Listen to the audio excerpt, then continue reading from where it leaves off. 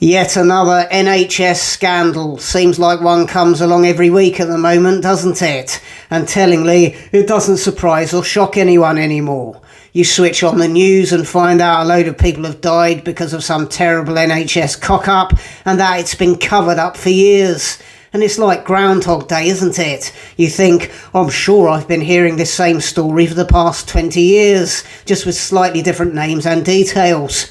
This is what we've come to expect from the NHS. Universal incompetence, life-destroying bungling foul-ups in grotty rundown environments with terrible food by professionals who feel undervalued and overworked and consequently couldn't care less whether you live or die.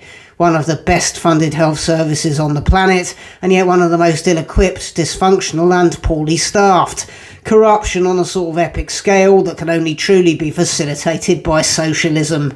This week it's an infected blood scandal. From the mid-70s until the late 80s, patients were given infected blood, causing them to catch HIV and hepatitis, leading to about 30,000 infections and 3,000 deaths.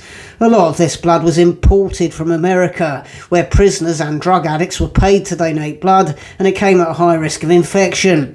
Even as far back as the 70s, who on earth thought it was a good idea to pump people full of that filth? Even more despicable than the crime itself is the fact that the NHS closed ranks to protect itself and denied all responsibility for the past 50 years, so they didn't have to pay out compensation.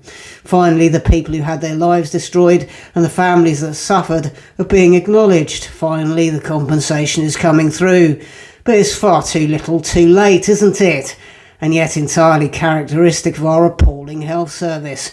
A health service that's been failing miserably for decades, bringing untold sorrow into millions of people's lives, and yet fiercely protected for ideological reasons.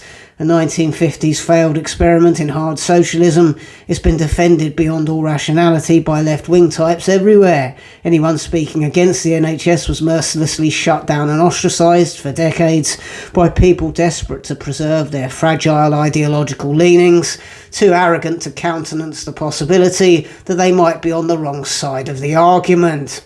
Meanwhile, thousands upon thousands of people suffered and died.